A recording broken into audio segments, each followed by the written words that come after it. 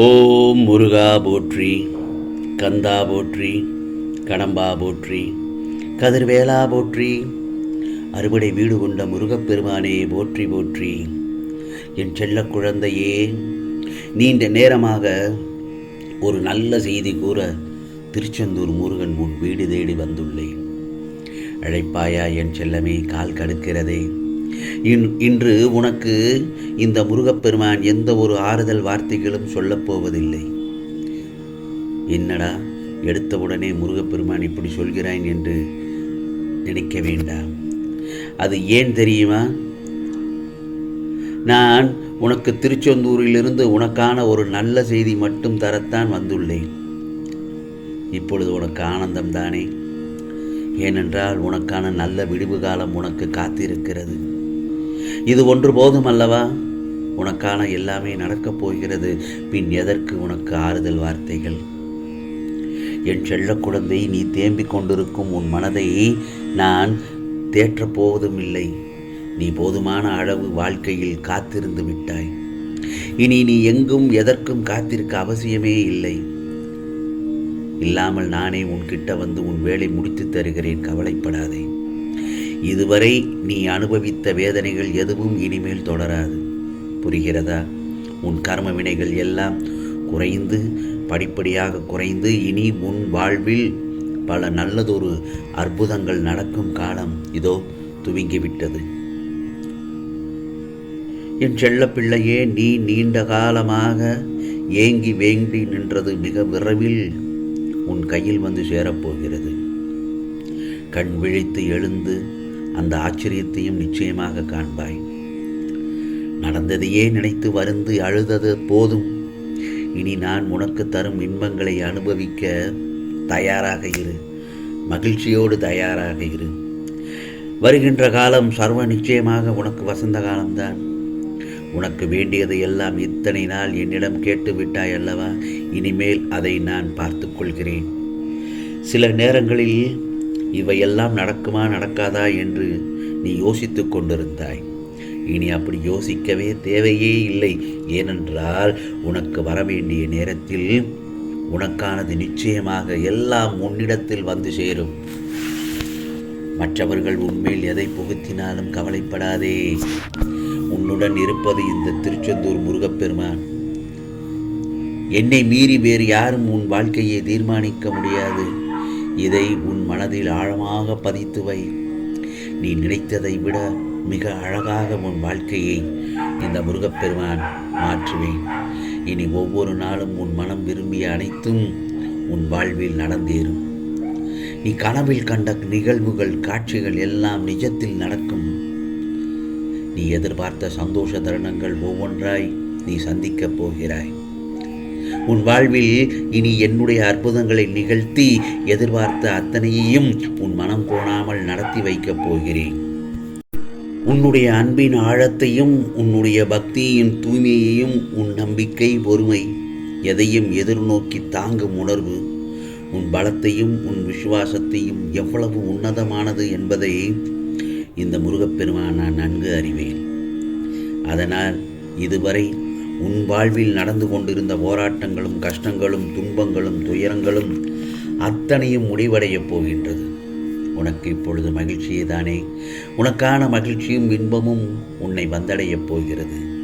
நீ என்று என்னை முருகா முருகா என்று அழைத்து உன்னிடத்தில் நான் என்னும் சொல்லுக்கு முருகா என்ற அர்த்தத்தை கண்டாயோ, அன்றைக்கு அந்த பொழுதே நீ என்னுடைய உயிரான பொறுப்பு.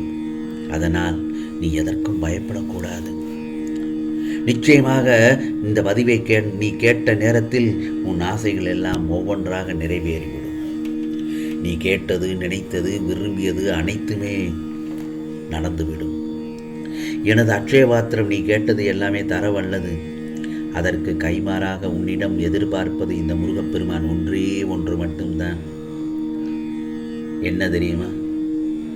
உன்னுடைய நம்பிக்கையும் மற்றும் பொறுமையும் தான். இது இரண்டு மட்டும் என் செல்லப்பிள்ளை உன்னிடத்தில் இருந்தால் எதையும் வென்று விடுவாய். எதிர்மறையும் மாயையும் உன்னை சூழ்ந்தாலும் உன் மனம் என்ன என்பதை நான் அறிவேன் அல்லவா?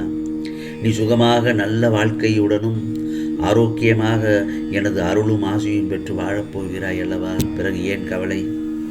நீ ராஜயோகத்தில் வாழப்போகிறாய். உன்னுடைய கஷ்டங்கள் அனைத்தையும் என்னிடத்தில் சமர்ப்பித்து விட்டாய் அல்லவா? அந்த தருணத்திலிருந்து நீ மௌனமாக இரு. நிதானமாக இருக்கவும் கற்றுக்கொள். உன் வேண்டுதலை நான் நிறைவேற்றித் தருகிறேன்.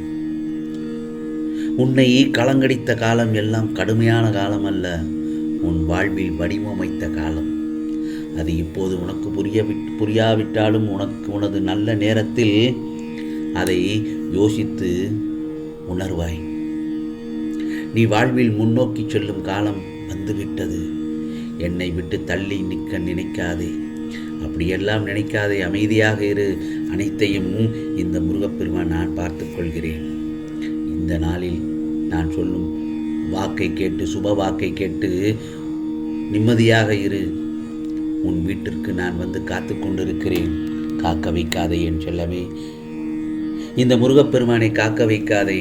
என்னை உள்ளே அழைத்து நான் சொல்லும் மந்திரமான நல்ல ஒரு வார்த்தையை கேட்டு சந்தோஷமாக இரு. துன்பங்கள் உன் அருகில் நெருங்க நெருங்க நீ கர்மாவை கழித்து கொண்டே வருகிறாய். புரிகிறதா? இதை நான் பலமுறை உன்னிடம் கூறியிருக்கிறேன். உன் மனம் படும் வேதனையிலிருந்து நீங்கப் போகிறாய் என்பதையும் பலமுறை கூறிவிட்டேன். இந்த வாழ்க்கையில் கஷ்டங்கள் அதிகமாக வருகிறது என்றால் கூடிய விரைவில் நல்லது நடக்கப் போகிறது என்றுதானே அர்த்தம். எப்போதும் ஒன்றை மனதில் நன்றாக நினைவில் வைத்துக்கோ.